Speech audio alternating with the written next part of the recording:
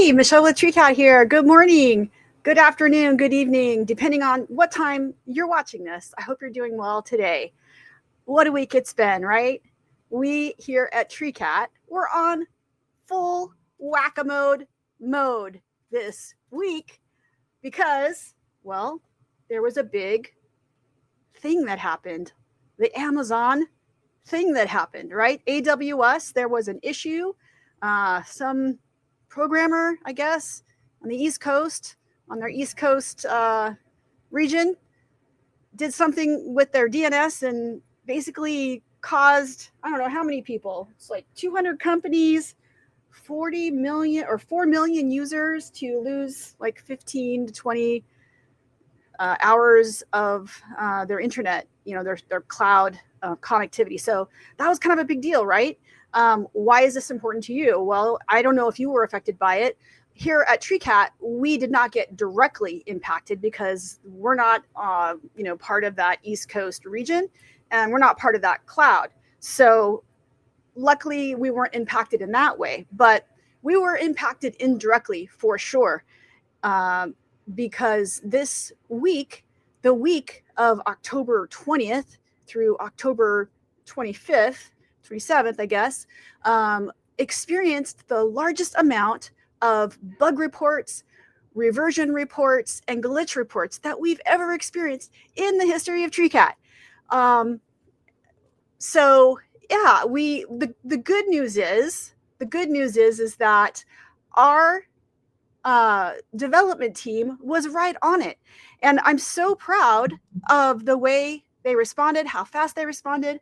We were able to get some of these bug reports done within hours, some of them within a day, and we're still working on a few more.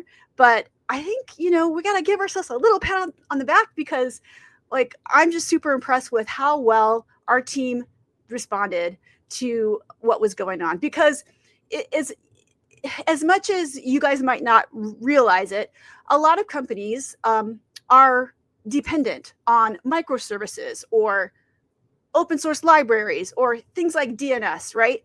And when something happens there, it causes a cascade effect or like a domino effect. And so the thing is that you have to respond, right? It may be outside of your control, but you have to respond so that your users don't experience interruption in service. And so, as much as it pained us to have to get all these, bug requests, reversion requests, or bug reports, reversion reports, glitch reports, it was really important it's how you respond, right? It's, do you respond? How do you respond? How quickly do you respond? And so I'm really proud of our team. If you're watching and if you're part of the Treecat team that had to respond this week, thank you. I just want to give you a big hug. And if it were up to me, October 20th would become National Hug Your Programmer Day or Thank Your Programmer Day, right? Because honestly, it's one thing to be a vibe coder and just create a bunch of code, but it's another thing, which we don't do, by the way, but it's another thing to actually be able to debug and quickly respond and then communicate that to us so that we can respond to our customers. So, yeah. So, and you might not realize the amount, as just an end user of any service, right? Of any software service, not just Treecat, but any software service that's out there is really reliant. And there's such an interdependency, right? On microservices, on open source libraries, on things like DNS. Now, the bigger companies like your Microsofts, your Amazons, they develop microservices in-house. So that might not affect them, but what does affect them is changes to open source libraries, changes to the little things like DNS registry errors or whatever happened with Amazon. So there is just a lot of interdependencies, and at Treecat, so we have interdependencies with these microservices that we use because we aren't a big enough company to develop our own in-house. We have a lot of interdependencies on, just like the big companies do, because let me let you in on a little secret. If you don't think that Microsoft, Amazon, Oracle, IBM, Google don't use these things, they do. They use open source libraries, and they are going to be affected with any changes on these open source libraries. It's just a fact. And of course, they use things like DNS. You can't develop those things in-house, right? You have to be dependent. There are dependencies. There are interdependencies, and there are interconnectedness. That's just the era that we're in. That's just the state of state of things, right? So, I'm sure that these big companies like Amazon and Google, they will continue to harden their systems. I'm sure they're putting in logic, that prevents, developers from doing little, errors or whatever they did, making little errors like that. Who knows? But they'll figure it out. But it's not going to change the fact that we're all sort of interdependent. We're all sort of dependent on other things and have this interconnectedness. And so the bottom line is we're going to continue to here at Treecat to respond to our users, to get those bug reports in. Thank you, by the way, if you were one of our users who contacted us with a bug report, a reversion report, or a glitch report. We really appreciate you. And I want to give a big shout out to Willie, because he was like on top of everything. And he was like, hey, this isn't right, or this isn't working, or whatever. So thank you, Willie. Shout out to Willie, man. He was all over it. New user. Not the best week to start using Treecat, but anyways, hopefully he'll stick with it. And one of the things that we did hear from our customers is like, wow, we really appreciate you, your responsiveness, because apparently they don't have that responsiveness with other companies that they've worked with in the past. So you're welcome. And we're going to continue to, do the best we can, responding to your requests, bug reports, reversion reports, glitch reports. So keep coming to us with, right? You might say, oh, I don't want to bother them, but no, it's not a bother at all. It actually is really helpful. So it's kind of like, with YouTube. I think YouTubers, people who are content creators, are happy when people give them a thumbs up, but they're also happy when people give them a thumbs down, because it helps them, right? It helps helps them with the algorithm. But for like a software development team, it helps us to harden our system and make it better and make the experience better for everyone. So yeah, shout out to everybody. Thanks again, guys. If you took the time out of your day to send us a bug report, a reversion report, a glitch report, we appreciate you. All right, enough about that. Yeah, so let's get into some other stuff that I wanted to talk about today. And that is, I had a user question actually that I wanted to answer. So by the way,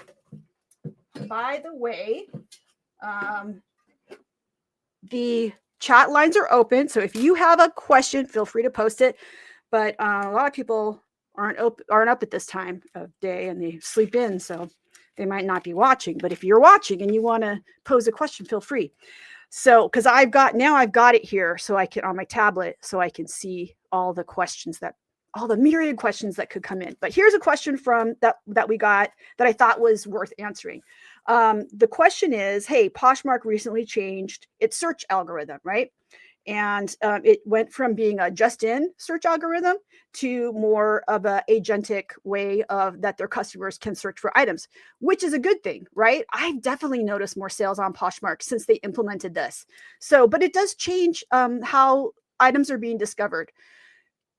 So that changes how we list things, and that changes the way we do things, right? So the question is, are you still sharing your Poshmark closet? And the answer is yes. I am still sharing my Poshmark closet. Why? Because it still keeps your items, it still keeps activity showing. And activity, we know that activity is important to these marketplaces, and it's also important to buyers. They want to know that your closet is active. They want to know that they're not going to order something from you and then never receive anything because you're an inactive closet. So keeping, your closet active, still super important.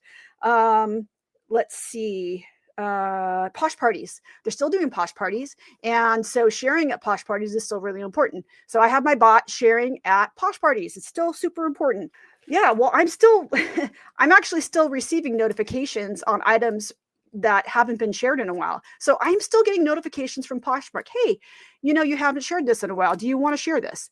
So they're obviously still notifying that we still need to be sharing. So anyways, yes, I'm still sharing, but I'm also putting a lot more importance to my listings and my photos, because now those are part of the way items are getting discovered, right? Because they moved to more of an agentic search algorithm, according to what they've posted.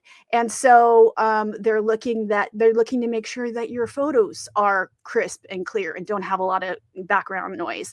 They're making sure that you've filled out all of the item specifics, right? And that so users are discovering your items differently, but they're still doing things so that you still need to share, like at parties, and you still need to have an active store. And sharing is just one of those ways that will enable that, right? And so the answer is yes, I am still sharing. And I think, you should too. Until we hear otherwise, until we hear that they're eliminating parties and they're eliminating the need to have an active store, I think it's important. And the fact that, Treecat is just like a set it and forget it sharing thing just makes it like a no-brainer, and it doesn't cost you anything if you're cross-listing. So, because as you know, one feature unlocks them all. So if you cross-listed it with Treecat, you can then share it for free. You can delist, relist it for free. Although I'm not doing that on Poshmark right now, but I am doing it on Mercari and eBay. You can, what are the other billable actions? Sharing, delist, relist, cross-listing. Oh, and the white background remover and the photo editing. So yeah, so all those things become free when you utilize one billable action. All the other billable actions are free. All right. Third thing I wanted to talk about. What is coming up, right? So this week we had to kind of put some of our future-looking development on hold because we were just so busy responding to bug reports and reversion reports and glitch reports. But we did get something put into production, not in production, something that's on our dev area. But it's not in production yet. And it's a new feature. So this is like a sneak peek. I want to give you just a sneak peek of a new feature that will go live next week. And it is called bulk editing. It's a bulk editing tool. So if you've ever wanted to or needed to edit a bunch of items in bulk to make changes in bulk, you can now do that. So, so what you do, I'm actually going to make this a little bit smaller. Okay.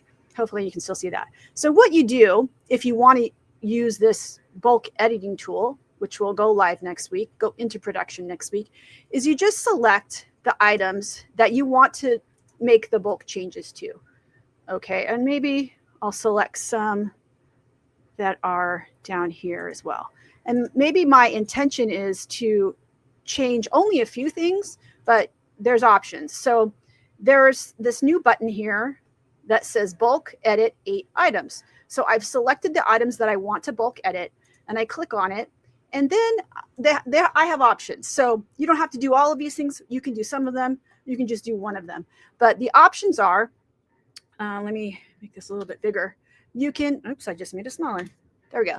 You can change the price. Okay. Now this will get optimized in the future, but for the first iteration of it, it lets you change the price to the same price for all of them. Okay. So let's say I wanted to change all of these items that I just selected to be $16.97. I could certainly do that.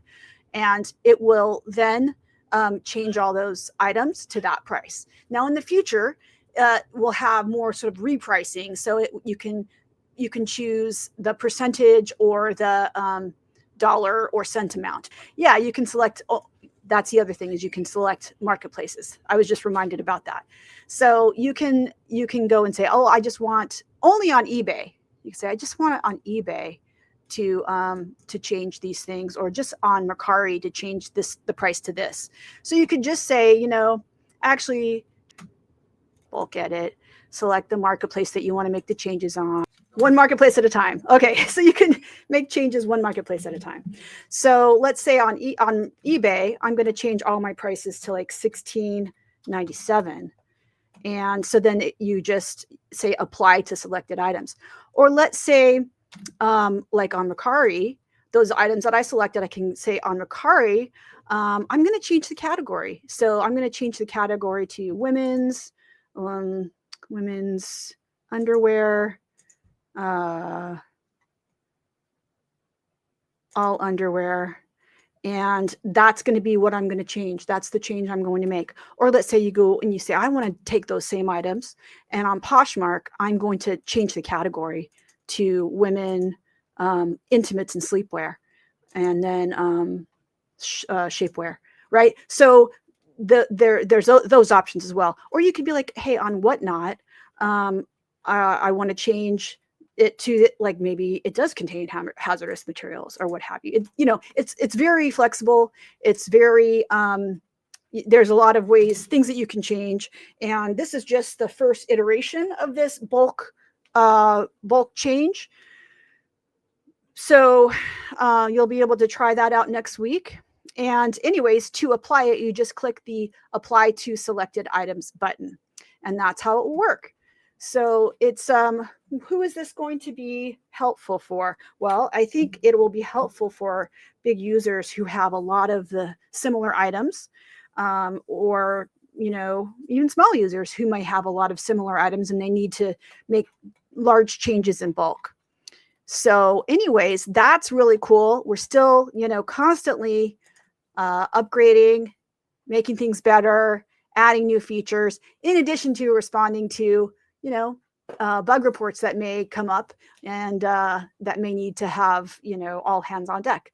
So anyways, guys, I just wanted to keep this short and sweet and remind you to hug a programmer if you have one in your life and tell them thank you, because I feel like it's kind of a thankless role sometimes, and they just do such a good job. So again, shout out to the Treecat development team for doing such a great job this week. Shout out to all of our customers who took the time to do a bug report or a reversion report or a glitch report. We appreciate you, and we're going to keep on keeping on. So we hope to see you guys next week on some Treecat Chat. And until then, have a great weekend and mahalo. Bye.